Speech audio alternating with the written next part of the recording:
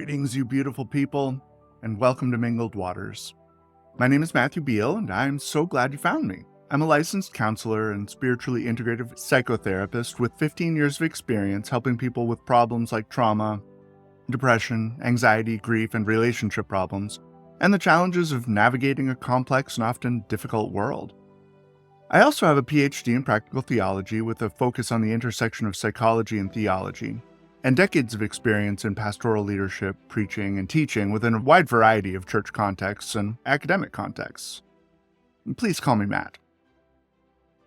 In Mingled Waters, I plan to explore a range of issues related to the intersection of three important streams of our shared relational existence: the teeming, troubled, and often chaotic depths of psychology, politics, and theology. I'm honored you're here, so please don't forget to smash like and subscribe or its equivalent on whatever platform you use, and let's dive in. Today I'm sharing thoughts on what the most recent presidential election might reveal about the importance of narrative and the death of God. Like many people, the last U.S. presidential election has left me reeling in body, mind, and spirit. I was baffled enough that Trump won his first term. The shock of that helped me reinterpret U.S. culture, particularly as I saw my Black friends and communities comparatively unfazed. They expressed recognition, saying that this was relatively unsurprising in the America that they knew, the America that overpoliced them, jailed them disproportionately, the America of Jim Crow and "but I have a Black friend" and "we don't see color." The America that kills them with impunity because a police officer or hostile civilian can always claim they feared for their life. While I initially saw the election of Trump as a senseless violation of American values, they saw a predictable expression of those values. Because of their testimony, I was somewhat more prepared for Trump's second election, but still shocked and dismayed, honestly. Now I can't help but wonder, how could this have happened? What the absolute is wrong with us that we would manifest what amounts to malignant ignorance, tolerance of hate and division, and self-injurious stupidity, in my interpretation of it? While an extensive postmortem of the election is beyond my scope here, one thing became clear to me immediately after Kamala Harris's loss. One of Democrats' more significant failures, I believe, relates to narrative. We need to learn how to tell a better story. And I'd like to explore that failure today from a theological perspective, which I find particularly important in light of the fact that a significant majority of Trump's support comes from white evangelicals and conservative Christians. These are my people, in a sense, so though I'd reject those labels for myself, I still grieve. And I wonder. I'm confident the Democrats were correct in their narrative that Trump is a danger to more marginalized people and to democracy itself. This is a reasonable interpretation of his rhetoric, his agenda, and I, for one, am angry at him and at his enablers for the trajectory his first few weeks have already set, which really is the worst of all he's promised. He is proving an alarmist narrative accurate. In my anger, however, there's a moral check, a cautious hesitancy. I recognize that it's likely most of those who voted for him didn't do so out of malice or with anti-democratic intent. I can see how, for some, Trump's rhetoric proved strangely compelling. In part, he had made such outlandish promises and used such hyperbolically inhumane rhetoric that some people voted for him because they didn't believe he even intended to keep some of his campaign promises. More to the point, though, is that he crafted a sense of narrative out of his demonic message of isolationism and rugged independence, circling the wagons against a specter of existential threat by non-white immigrants. He drew his listeners into identification with a superior and innately good us, contrasted with an inferior, unclean, and malicious, and innately bad them. An us not so subtly dominated by stereotypically white, masculine, cis-het characteristics. And for those who wonder, Cishet refers to cisgender and heterosexuals, cishet, not transgender and not gay, basically. That said, many of his enablers deserve explicit judgment. Some portion of his supporters knew precisely how harmful, racist, patriarchal, and destructive his agenda was. The avowed Nazis, Proud Boys, and aspiring fascists among his enablers deserve no quarter whatsoever. But a more significant portion, without being so directly atrocious, are nevertheless shamefully complicit. They could have and should have known better. They didn't. Their craven compliance is folly and sin that will almost certainly result in terrible harm. It already has, in fact, and this harm will only increase. Some of those who voted for him, however, were less directly implicit. They were drawn into a well-crafted narrative, a story promoted and leveraged by those in power. This was Trump's story, though it has never been original to him.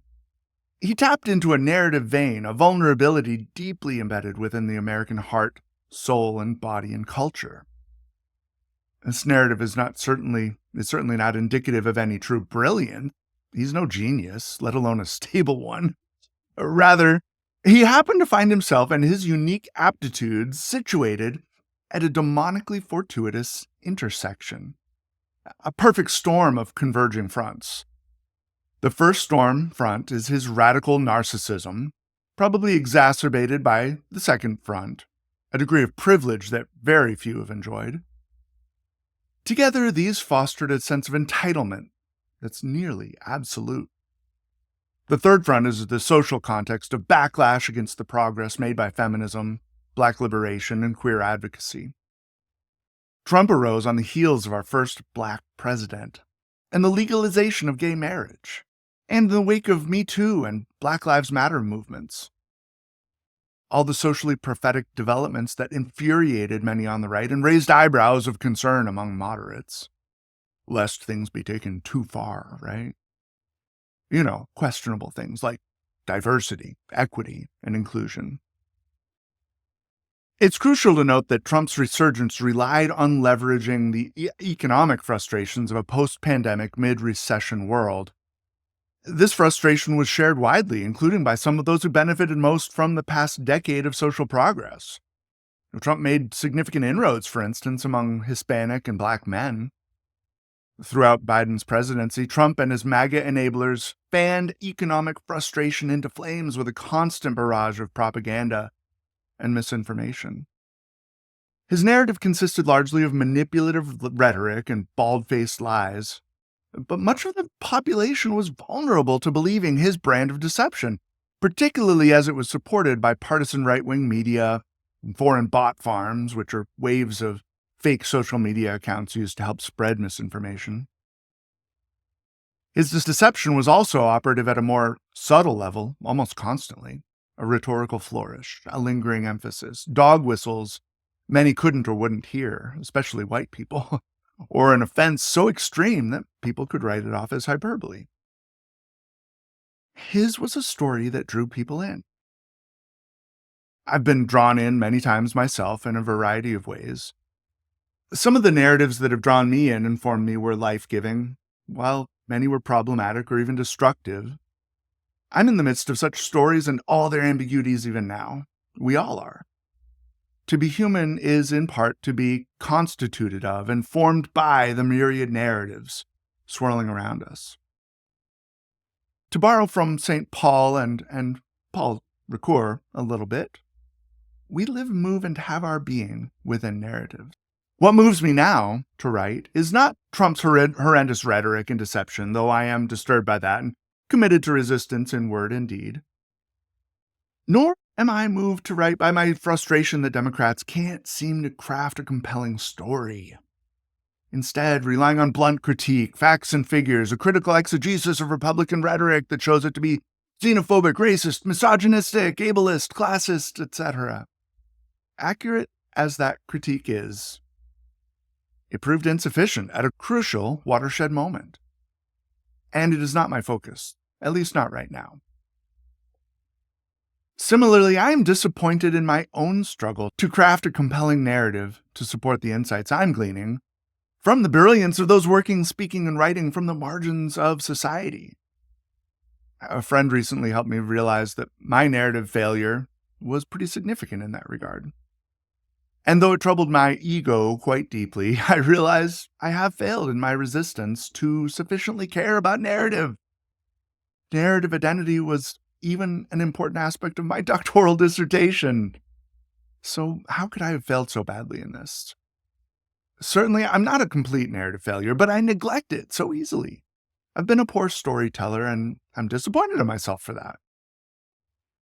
These are important problems. Trump's narrative was strangely compelling but faithless and harmful. The Democratic Party has largely failed to craft a compelling narrative, and so have I. All of these are entwined, and they matter. Right now, though, I find myself most concerned at the narrative failure in the white church. Trump was elected overwhelmingly by white Christians, white conservative Christians. Sure, he managed to shift the needle more than anyone expected among black men, and even won among Hispanic men by 1 point over Harris. Nevertheless, his victory came primarily through the overwhelming support of white Christian conservative men and women, particularly evangelicals. So I find myself wondering, how is it that the white church has been so uniquely vulnerable to a narrative so counter to the gospel, the good news that in Jesus, God is extending the grace of love and redemption to all? And more specifically, God is reaching to the poor, the oppressed, the vulnerable, to those othered by the powers that be, to lift them into a kingdom, to borrow a word coined by Ada Maria Isasi Diaz, a kingdom of liberation, empowerment, acceptance, and radical hospitality. This gospel inherently fosters a social ethic that prioritizes the very same people, the stranger, the poor, the oppressed, the outcast, the victims of injustice. Many of us could and therefore should have known better than to support a moral fiend like Trump, whose rhetoric and policies stand in stark contrast to this understanding of the gospel. Most of us in white Christian faith communities, simply by virtue of being people allegedly transformed by this gospel, should easily recognize how utterly and pervasively Trump's narrative stands in opposition to a gospel-centric approach to faith and politics informed by that faith. Our founding story paints a radically different picture. The story of Jesus. What are we to make of this? What the just happened? I think it goes back to interpreting our founding narrative, the birth, life, death, and resurrection of Jesus, and its significance, the gospel, the good news of the inbreaking kingdom of God. In white Christians, Trump found not only a vulnerability, but a primed readiness and practiced habit of accepting a problematic narrative. His narrative is dominated by values, ethics, and policies distinctly at odds with a faithful understanding of the gospel and Christian social ethics. White Christianity's vulnerability to Trump is rooted in our impoverished understanding of the gospel itself, a vulnerability particularly evident in white evangelicalism. This is poverty not uniquely our own. It has a millennia-long history. It reaches back at least to Constantine. We might even trace it back further to Paul's epistle to the Galatians, though certainly the church was vulnerable to Constantine's empire for similar reasons. In the letter to the Galatians, Paul goes so far as to sardonically express his preference for a total phallic emasculation because of the inclination among a faction within the church to occupy a place of privilege while marginalizing others through identity-based social hierarchies. The Galatians' hierarchy was that of privileging those who accepted circumcision over those who were uncircumcised. Later, in the 4th century CE, the Common Era, under Constantine, the gospel became not good news for the poor and oppressed, but a way to concentrate and manipulate power for the aims of empire. Multitudes, in subordination to the pressure or even compulsion of empire, found self-preservation or self-interest a compelling reason to convert, assenting to the gospel as it was interpreted under empire. In the 2024 election cycle, we see this play out similarly. Concerns about the economy and immigration dominated people's motives at the polls. Money and otherness. Mammon and the stranger. More money, safety from strangers. Accumulation and exclusion. Rather than circumcision, however, our hierarchies are built primarily on factors like race, gender, and economic status. Either way, we find a radical dualism at work. In the American gospel, there's no need for an integration of kingdom and world. The kingdom is heaven, some other place, elsewhere, elsewhen. This leaves our present home to the whims and furies of those most privileged within the complex web of power relations. The effect is that the gospel is chained and led into servitude, just as it was in Galatia. But in our context, it's enslaved to the whims of white patriarchal Christian nationalism and a bastardized anti-baptism of shame, frankly. There are many reasons this deprivation and bastardization of the gospel scares, saddens, and angers me. Among them is the impact this has on our political landscape. For instance, it results in mass deportations and the untold suffering and trauma that xenophobia inevitably inflicts. It also threatens the important protection of both church and state from intruding upon one another, a lesson it seems humanity is only willing to learn the hard way. And because it is a false gospel, its followers are thereby exhumed from the waters of their own baptism, led away from Jesus' call to die with him and serve others, led with hooks in their noses into the Babylon of power over the othered, into walled fortresses in which the exclusionary us is safe from the other, free to monstrify, vilify, and demonize the other, safe from the demands of love, of radical hospitality, and of death to self, safe from the resurrection's promise of a pervasive unity within the beauty of diversity, safely isolated from what Julian of Norwich called oneing with God and creation. It saddens me for another reason as well, which brings me to my main point. This corrupted gospel and its social ills maim the church's witness in the world by throttling its liberative work and conveying a distorted vision of God. The church's work and witness are its representation of the divine, its testimony to the love of God. And under this distorted gospel, rather than God being love and the ultimacy of love serving as the interpretive key to all else about God, God's dominant characteristic becomes power, particularly the power to insist on certain behavior and belief, and to inflict justice on wrong behavior or belief. Justice in this theological framework refers to punitive or retributive justice. That's justice viewed as punishing wrongdoing. Punitive justice asks, what sort of punishment is appropriate for this wrongdoing?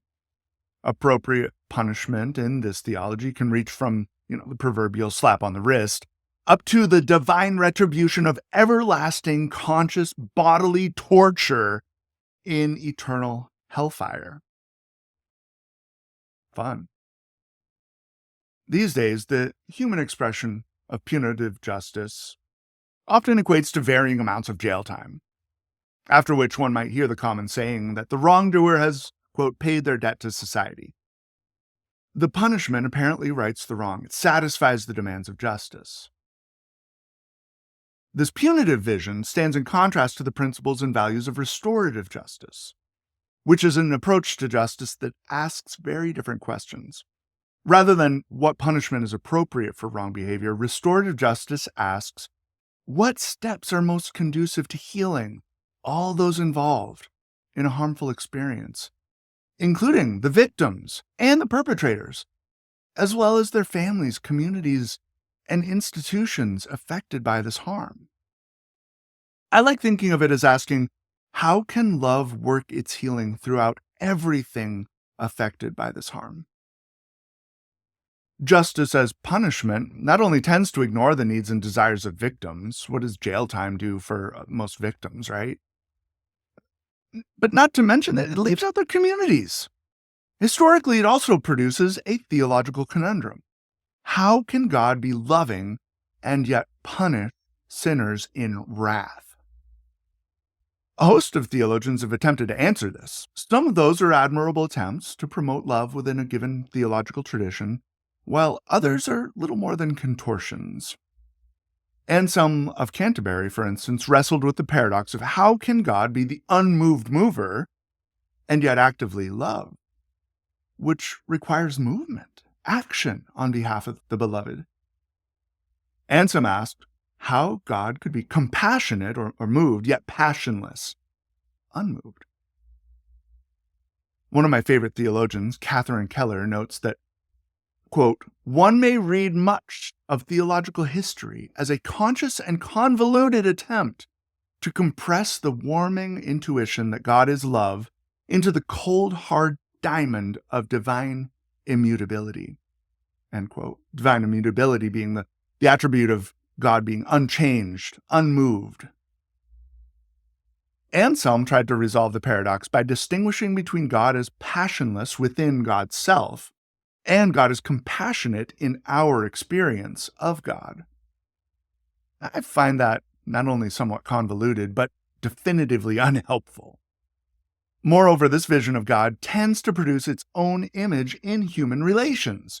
As theologian and philosopher Richard Carney put it, despotic theology leads directly to despotic theocracy. Tyrannical gods breed tyrannical humans, and vice versa. And lo and behold, we now face the imminent threat of white Christian nationalism's theocratic tyranny and its despotic patriarchal theology, with its punitive, unmoved God and its punitive, unmoved racism, misogyny, xenophobia, and homophobia, transphobia, and on and on. We already see its fruit in dispassionate mass deportations, growing economic insecurity, anti-environmental priorities, the shutdown of USAID's vital humanitarian work across the globe, which incidentally affects a host of those on the mission field, the Christian mission field. Trump's white Christian enablers seem unmoved in the face of such suffering, just like their unmoved mover. I side instead with a phrase popular in process philosophy and theology that celebrates God not as the unmoved mover, but as the most moved mover. With that important distinction in mind, let me now circle back to a narrative that I find cruciformly hopeful in the midst of this chaotic administration and period of history. I say cruciformly hopeful because it's not a simple hope, not simply an optimistic, emotional glow. It's hopeful in a way similar to the hope found in the crucifixion. And I draw my understanding of this cruciform hope from a particular book by Joseph R. Winters, Hope Draped in Black. Winters centers Black experience to resist the myth that the election of Barack Obama proved the U.S. had become a post-racist society. He proposes that for hope to have any real value, it must constantly wrestle with the ambiguity between progress and loss, trauma, and melancholy. Our current loss, trauma, and melancholy are those inflicted by a white church that installed a felon, fool, and aspiring tyrant as president. Can hope shine through this toxic fog? Perhaps, but first we must honestly face the danger, harm, and grief. I propose that one way to identify the loss inflicted by white Christianity's support of Trump is as the death of God. We have, in a sense, put God to death through the very evil of this witness. That to which the white church bears witness is nothing less than our very own deicide, the murder of God. I'm speaking poetically, of course, and I hope prophetically. God is no more dead and no less alive than ever before, though life and death are metaphors when applied to God. But now more than ever, we can echo Friedrich Nietzsche's famous saying, God is dead. Please bear with me, though, as Nietzsche's phrase is well known and generally quite badly misunderstood by both evangelicals and the quasi-philosophers who haven't really read Nietzsche for themselves or haven't read him well. So closer attention to one version of his numerous uses of that phrase is worthwhile. In his book, The Gay Science, which is not about homosexuality, but it's also translated as The Joyful Wisdom, right? The Gay Science. Nietzsche represents his philosophical insights through the figure of a raving madman. The apparent madman, himself an atheist, enters a village of atheists who are unaware that their atheism comes at a significant cost. He enters the village crying out, "I seek God! I seek God!" While the atheistic population looks at him, laughing in derision, he raves on. "God is dead. God remains dead, and we have killed him. How can we console ourselves, the murderers of all murderers, the holiest and the mightiest thing in the world, the mightiest thing the world has ever possessed, has bled to death under our knives? Who will wipe this blood from us?" His listeners fall silent. Nietzsche is referencing the loss of any foundation for metaphysics and universals. The citizens of the city seem ignorant of the impact their atheism has upon these foundational aspects of Western civilization. They blunder on, blindly assuming that universal norms can continue unchanged. Like Trent Reznor's more recent lyrics in the industrial rock band 9 Inch Nails, "God is dead and no one cares." Nietzsche's madman, however, sees the impending decomposition of this dead God and mourns, aware that some deep magic is lost, and that the effects of this loss will be both unpredictable and significant. Okay, pardon me as I nerd out for a moment, but this reminds me of an aspect of J.R.R. Tolkien's Lord of the Rings that highlights for me the gravity of victory in its complex relationship with loss. For those who don't know the story, it's an epic tale in which the least likely hero, an insignificant small hobbit named Frodo, saves the world of Middle-earth from utter devastation by the increasingly powerful Sauron. Centuries before the events in the book and the movie, Sauron had appeared as a benevolent figure and created rings of power for the people of Middle-earth, 7 for the dwarf lords and 9 for the rulers among men, among humans. What they failed to realize until too late was that Sauron also created a master ring, the one ring to rule them all, to rule all the other rings, and through them to enslave their wearers to his own evil will. When Middle-earth's inhabitants realize Sauron's deception, a great battle ensues. The One Ring is lost, and most thought that Sauron could never again rise to power. In secret, however, he grew, and the One Ring fell first into the hands of Gollum, whom it addicted, tortured, and deformed. Eventually, it slipped away from Gollum into the hands of the hobbit Bilbo. His nephew Frodo later inherited the ring and agreed to bear it to the only place it could be destroyed, the volcano Mount Doom in Sauron's wasteland empire of Mordor. Despite Frodo's almost inevitable addiction to the ring and his eventual refusal to destroy it, a fight with Gollum at the volcano's edge resulted in its destruction and Sauron's total defeat. Though this is lost in Peter Jackson's film adaptations, in the novels, the destruction of the One Ring is not only a victory, it's also a grievous loss.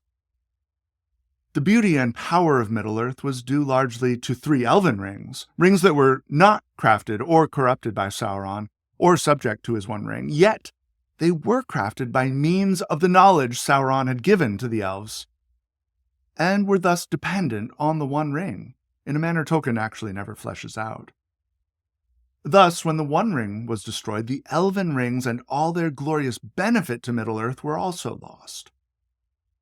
Together, these 3 rings made Middle-earth what it was in that age, kindling fire and courage in the hearts of its inhabitants, protecting and preserving them in their battle against tyranny, and making its beauty and power flourish. In the destruction of the One Ring, the glory of Middle-earth began fading, and the elves gradually were forced to migrate from its shores. I find the parallels rather striking.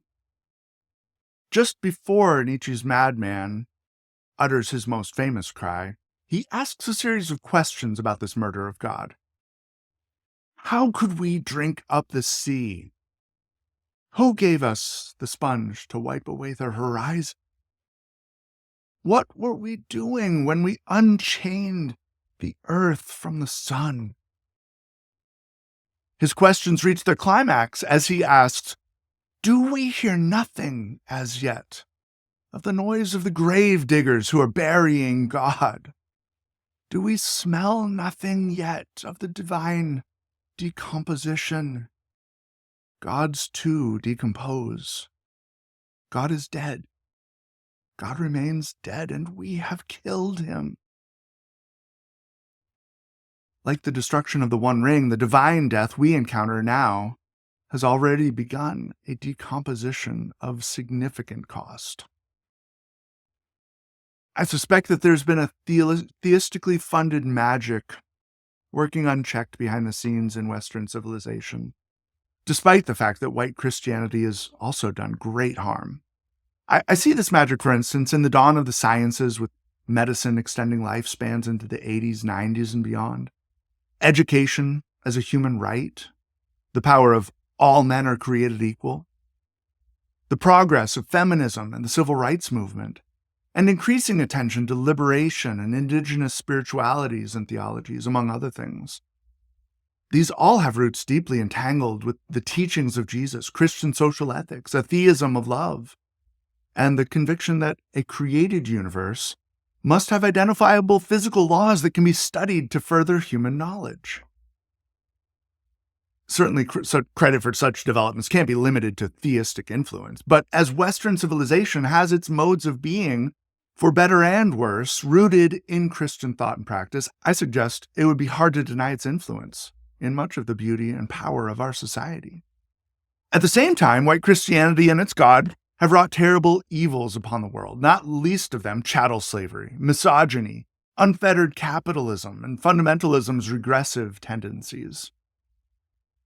The God of white Christianity has proven too readily available to endorse violence, oppression, colonializing destruction, and the unequal distribution of punitive justice.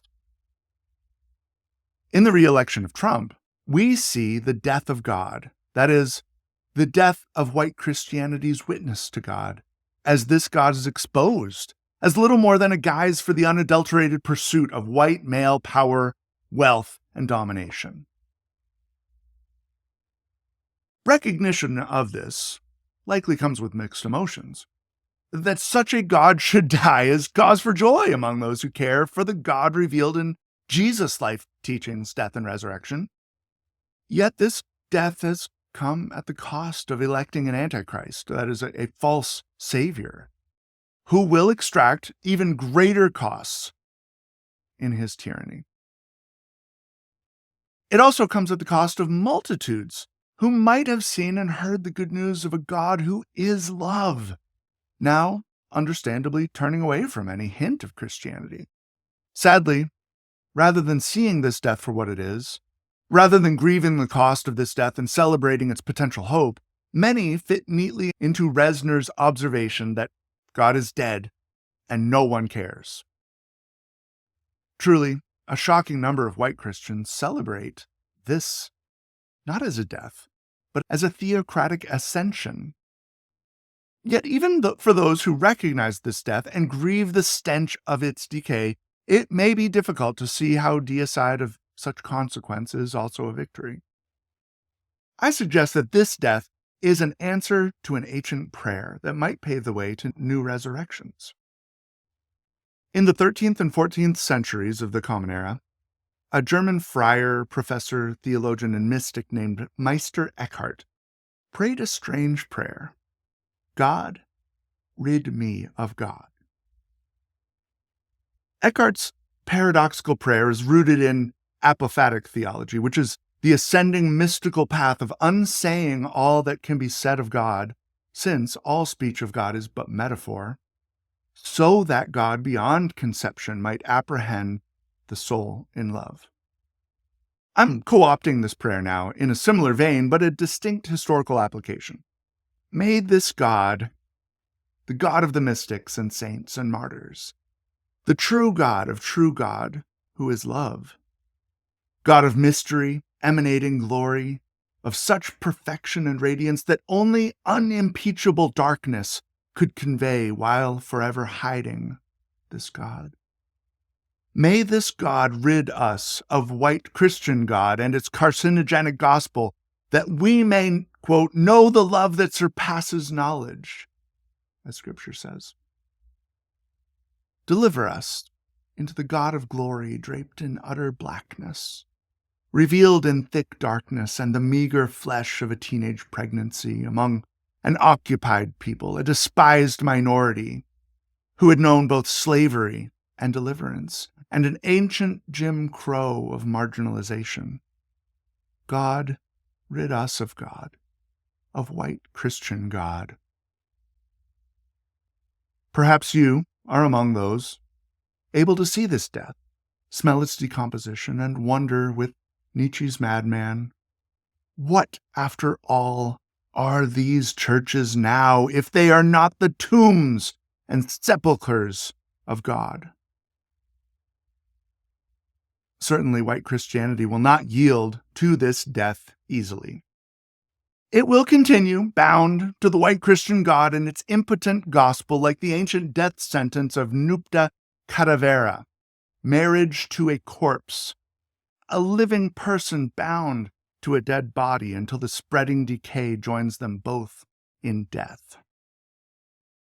The ancient poet Virgil depicted this punishment in verse. The living and the dead, at his command, were coupled face to face and hand to hand, till choked with stench in loathed embraces tied, the lingering wretches pined away and died. Perhaps following a resurrected God of love will rescue a host of those bound yet to a dead and decaying God. Perhaps a vibrant discipleship to the resurrected author of a living gospel of love could even rescue a nation from its chains to this corpse and its white God Christian nationalism. The Democratic Party is certainly no savior in this regard, though overall I find its tenor and policy much more amenable to a gospel-centered ethic. The Democratic Party desperately needs work, prophetic challenge, and change. And Democrats definitely need to craft a better story.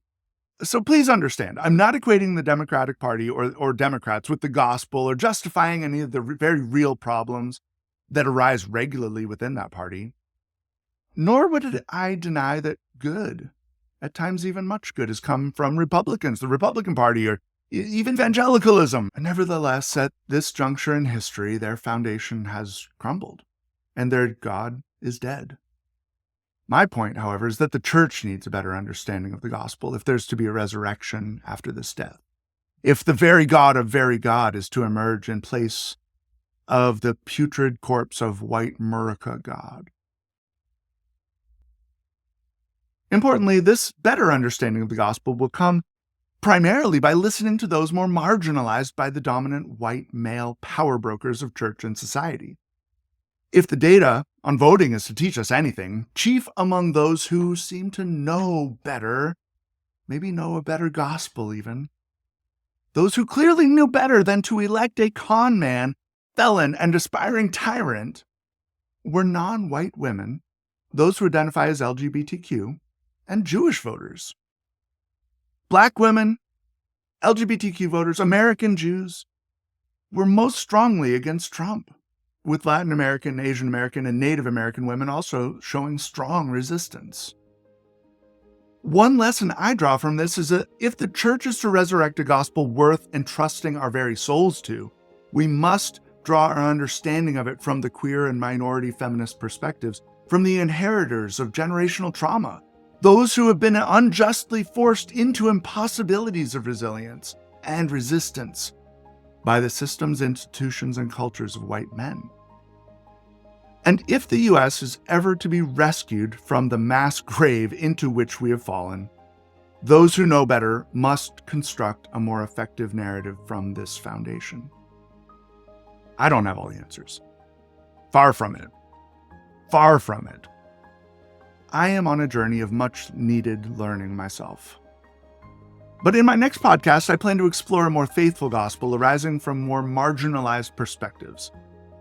I'll lean particularly on James Cone's Black theology, LaRhonda Welch Little's womanist soteriology, and Marcella Alphas Reed's queer theology.